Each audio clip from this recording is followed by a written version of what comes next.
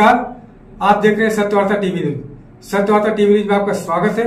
आइए नजर डालते हैं आज के मुख्य समाचारों पर। भिवंडी लोकसभा के अपक्ष उम्मीदवार शंकर मुटकरी द्वारा किया गया पत्रकार परिषद का आयोजन। बता दें, पद्मानगर स्थित नीलकंठेश्वर मंदिर के सभागृह में भिवंडी लोकसभा अपक्ष उम्मीदवार शंकर मुटकरी द्वारा पत्रकार परिषद का आयोजन कर पत्रकारों को जानकारी देते हुए शंकर मुटकरी ने क्या कहा, आइए देखते हैं इस खबर में। सबसे पहले मैं हमारे जितने पत्रकार मित्र हैं उन सबका तहे दिल से स्वागत करता हूं।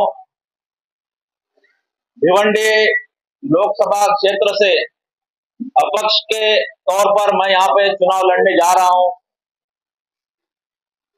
मेरा नाम शंकर नागेश मुटकरी है और मैं तेलुगु समाज से आता हूं। मेरा जन्म भिवंडी में हुआ है। हमारी ये 4th जनरेशन है। हम लोग 4 पीढ़ी से यहाँ पे रहते हैं भिवंडी में।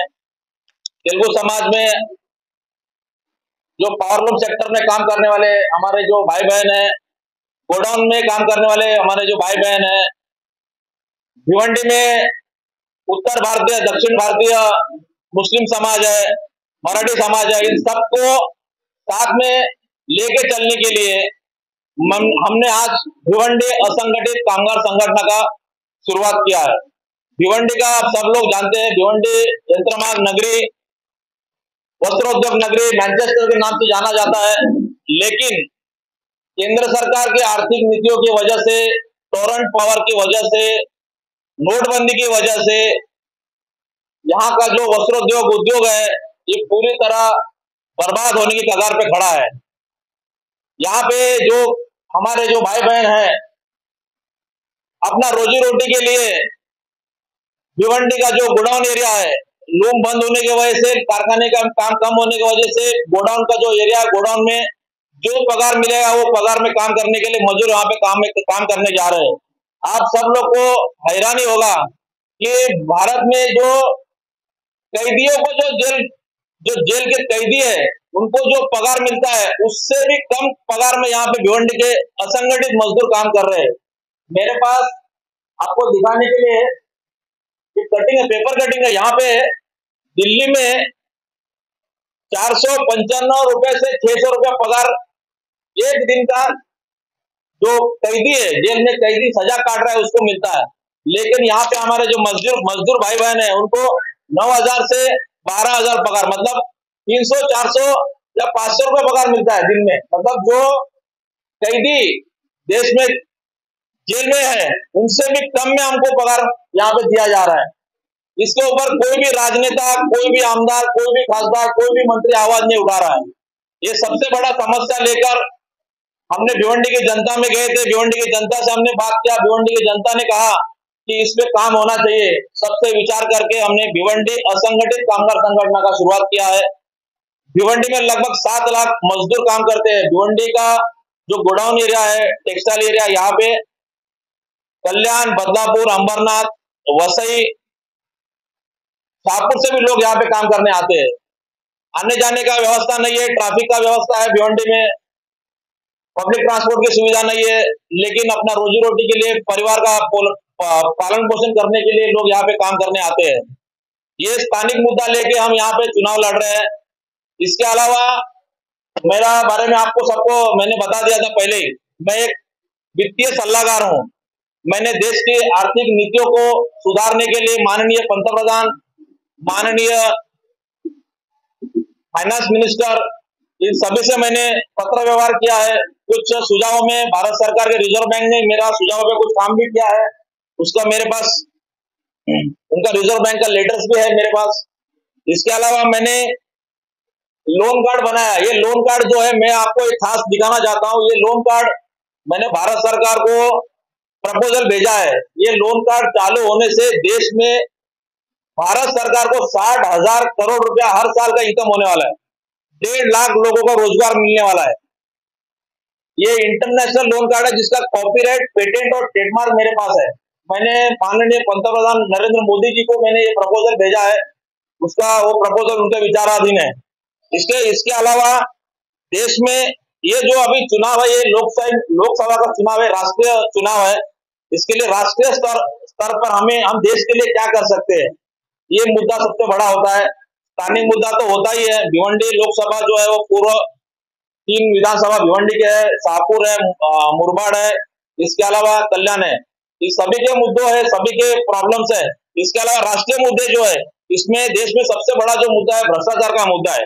भ्रष्टाचार का मुद्दे के लिए मैंने, जैसा आज आप सब लोग जानते हैं कि आपके सबके पास एक ही पैन कार्ड है, एक ही आधार कार्ड है, एक ही पासपोर्ट है, एक ही राशन कार्ड है, लेकिन एक आदमी का 10-10 बैंकों में अकाउंट होता है, जिससे काला धन होने का बहुत ज्यादा संभावना होता है। जो सरकारी अधिकारी होता है या राजनेता होता है, वो अपने ड्राइवर के नाम पे या कर्मचारी के नाम पे अकाउंट खोल के वहां पे पैसा काला धन तैयार करता है। तो मैंने एक प्रपोजल, मैं वित्तीय सलाहकार हूं, मैं आपका आसान भाषा में कहूं तो मैं अर्थशास्त्री का जो संशोधन होता है वो मैंने संशोधन किया है, अर्थशास्त्री हूं मैं। तो मैंने 1 पर्सन 1 बैंक अकाउंट के नाम से संशोधन करके भारत सरकार को मैंने भेजा था। इसमें रिजर्व बैंक ने मेरे को लेटर दिया है, ये कॉपीराइट है उसका, और रिजर्व बैंक ने मेरे को जो लेटर दिया है कि हमने जो 1 पर्सन 1 बैंक अकाउंट नंबर जो मैंने प्रपोजल दिया था वो 26 डिजिट का है।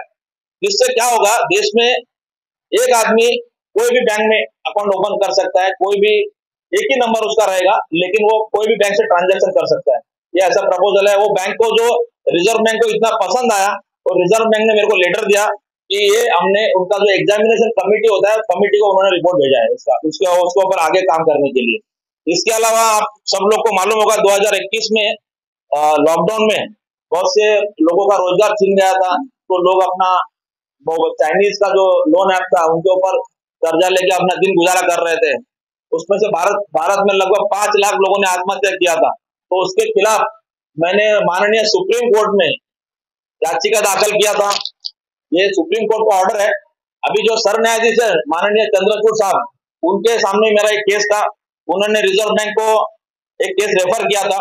लॉकडाउन में 1.5 साल कोर्ट बंद होने की वजह से, ऑनलाइन होने की वजह से 600 लोन ऐप जो है वो भारत सरकार ने बंद कर दिया।